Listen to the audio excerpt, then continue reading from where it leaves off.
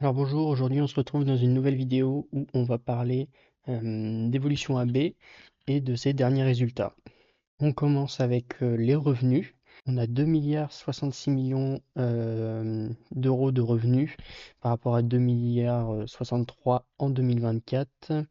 Donc sur l'année 2025, il y a eu une très faible croissance par rapport à 2024, hein, c'est flat en fait. On peut voir que la marge EBITDA ajustée est de 66% par rapport à 68% l'année dernière, donc on a une perte de 2 points de marge EBITDA. Ça c'est principalement dû à la hausse des coûts, donc il y a un peu plus d'employés que l'année dernière. Et ils ouvrent de nouveaux studios un peu partout, donc aux États-Unis, en Amérique latine, donc ça génère des coûts opérationnels supplémentaires. Et on a aussi la régulation en Europe qui fait que les marges se contractent un petit peu, quoi. Mais on reste à une marge de 66%, c'est très bien, quoi. Si on prend les bénéfices, ça nous fait une baisse de 14% par rapport à l'année dernière. Donc on n'a plus que 1 milliard 62 millions par rapport à 1 milliard 244 millions. Donc baisse de quasiment 15%. Donc c'est quand même une assez grosse baisse. Si on regarde en bénéfice par action, il y a un peu moins, on est à peu près à 12% de baisse. Donc ça c'est dû notamment aux rachats d'actions, hein, qui ont permis de limiter la casse. Si on regarde un petit peu d'où proviennent les revenus, donc on peut voir que sur le dernier trimestre là, qu'ils viennent de publier, on a 167 millions d'euros qui viennent d'Europe. Donc on peut voir que l'année dernière, au même trimestre, il y avait 200 millions. Donc ça, comme je disais, c'est principalement dû à la régulation qui a fait fuir les joueurs. Mais bon, on reviendra dessus un peu plus tard. Au niveau de l'Asie, on est passé de 200 millions à 193 millions, donc pareil, petite baisse. Ils ont toujours cette histoire de cybercriminalité où ils se font pirater leurs flux vidéo. On a une belle croissance pour l'Amérique du Nord et on a une belle croissance pour l'Amérique du Sud. Si on regarde un petit peu les parts de marché régulées et non régulées, donc là on passe à 47% de parts de marché régulées contre 41% au même trimestre l'année dernière. Et cette part de marché régulée fait aussi qu'il y a une baisse de la marge EBITDA, quoi. On peut regarder aussi un peu plus dans le détail. Donc là, on a la répartition entre le segment live et le segment RNG. Donc pour rappel, segment live, c'est tout ce qui va être les tables en direct avec les croupiers et le live RNG. Enfin, les jeux RNG, c'est du coup les machines à sous en fait. Les jeux où il n'y a pas de personnes physiques dedans, quoi. Donc si on prend ces deux segments, on est flat, hein, d'une année sur l'autre, on est à peu près pareil. Le Other Operating Revenue, donc ça c'est, ils le disent ici, les earn-out. Donc ça s'explique par un rachat de studios qu'ils ont fait dans les années précédentes. Donc ils payent une partie tout de suite et le reste est à payer plus tard. Donc ils ont une dette et ils ont un peu trop valorisé cette entreprise au moment du rachat. Donc au niveau de la performance de ces studios, ça n'a pas été top top. Donc cette partie de la dette est annulée et ça va venir dans le compte de résultat comme un revenu. Donc ça, c'est purement de l'écriture comptable, hein, quoi. On s'en fiche un petit peu, mais on voit que ça creuse un petit écart pour le revenu opérationnel. Et pour les bénéfices, comme je disais, on passe de 1 milliard 244 millions à 1 milliard 62 millions, donc une baisse d'à peu près 15%. Et juste si on annule ça, ça nous fait une baisse à peu près de 7-8%, je pense, je dirais. On va regarder un petit peu plus aussi le cash flow statement. Moi, c'est ce qui m'intéresse. C'est là-dessus que je me base, hein, pour investir. C'est très rarement l'income statement, hein, c'est surtout le cash flow statement, à part certaines entreprises où c'est compliqué de regarder ça avec le cash flow statement. On va avoir un cash flow opérationnel pour l'année 2025 de 1 milliard 255 millions. Et en 2024, on avait 1 milliard 300 millions. Donc une petite baisse, hein, mais très, très légère baisse. Ça nous fait un free cash flow à peu près de 1 milliard 190 millions. Donc bah, c'est à peu près pareil que l'année dernière, hein. L'année dernière, il était légèrement plus élevé. On était à 1 milliard 235 millions. Donc ouais, très légère baisse. Bon, on peut le voir au montant des CAPEX, hein, on reste sur une entreprise qui est asset light, malgré l'ouverture de tous les studios, hein. Et on peut voir qu'ils ont fait pour 500 millions de rachats d'actions et 572 millions de dividendes.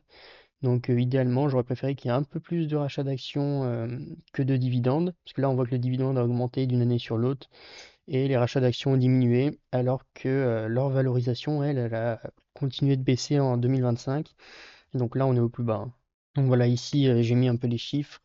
On peut voir qu'il y a eu une légère baisse euh, entre 2025 et 2024 du free cash flow, mais avec les rachats d'actions, on a un free cash flow qui est flat. Donc je trouve que c'est des chiffres qui sont quand même vraiment pas mal étant donné tous les problèmes qu'ils ont eu cette année. On va revenir un petit peu sur tous les problèmes qu'ils ont eu ce trimestre et au cours de l'année 2025. On peut tout d'abord voir la baisse qu'il y a eu en Europe. Donc c'est dû à la régulation qui est en place actuellement.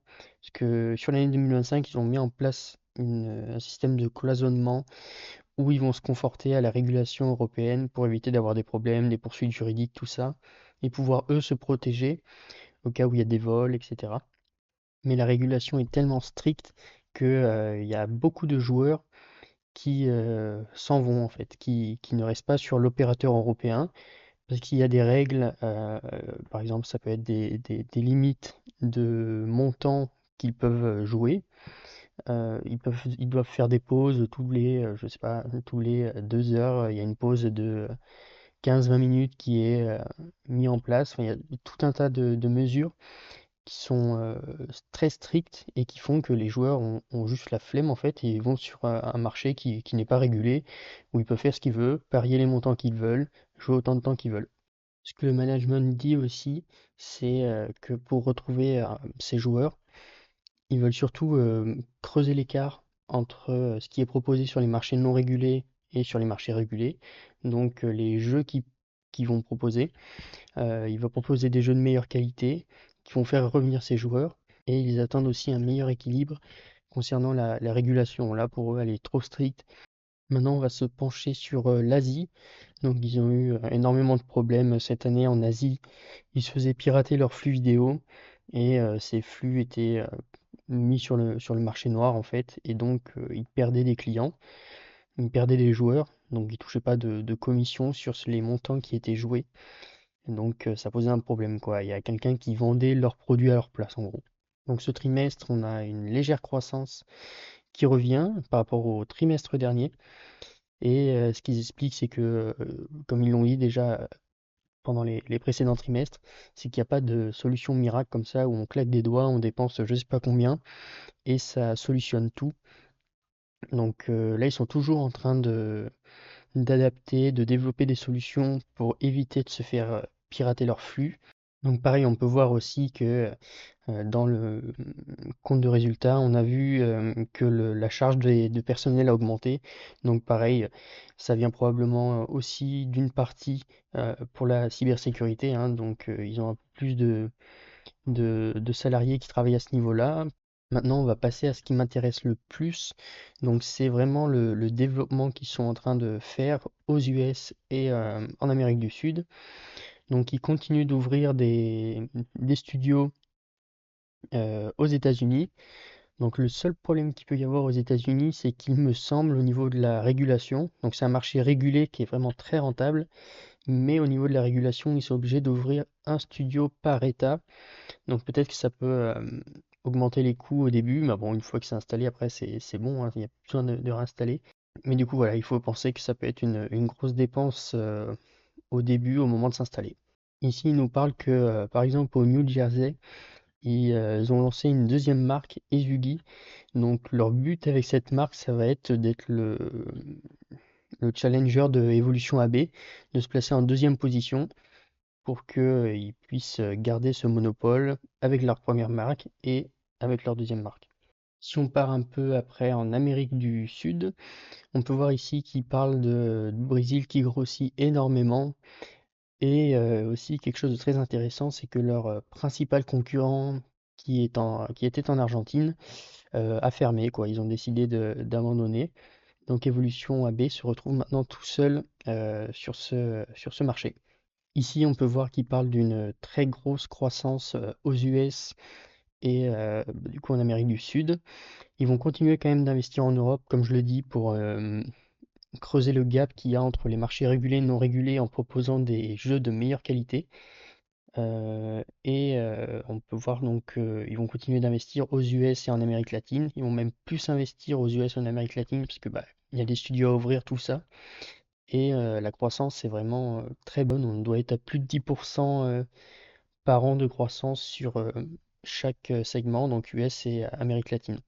En ce qui concerne la valorisation, donc là on a une valorisation, ça se paye rien du tout, hein. Ça se paye 8,9 fois le free cash flow. Donc pour information, moi j'ai renforcé ma position.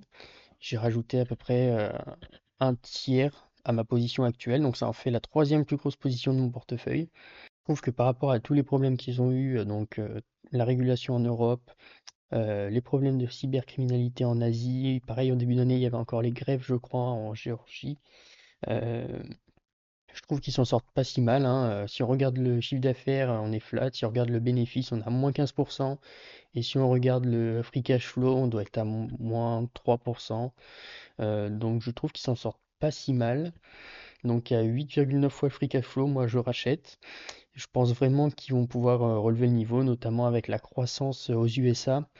Et en Amérique latine, là, ça commence à se débloquer, hein. Je crois qu'il y a la régulation aussi qui commence à passer au Brésil. Donc moi je rachète et je pense que je suis le seul à racheter cette entreprise. Pour finir, ce que j'ai pas dit aussi, c'est qu'en 2026, et je crois qu'ils n'ont pas encore euh, publié leur programme, hein, de retour aux actionnaires, mais j'aimerais bien qu'ils fassent peut-être un peu plus de rachats d'actions. Je trouve qu'il n'y en a pas eu assez en 2025. Je sais qu'on est sur une boîte européenne, donc avec des gros dividendes. Le management est aussi senior, donc peut-être qu'ils préfèrent les dividendes, hein, parce qu'ils sont pas mal investis là-dedans aussi. Mais je pense que des rachats d'actions, ça peut être vraiment bénéfique pour l'actionnaire, surtout à ces niveaux de valorisation-là. Voilà donc pour moi, c'est fini, hein. On se retrouve pour une nouvelle vidéo. Et n'hésitez pas à me dire vous ce que vous pensez de cette action et si vous achetez ou pas.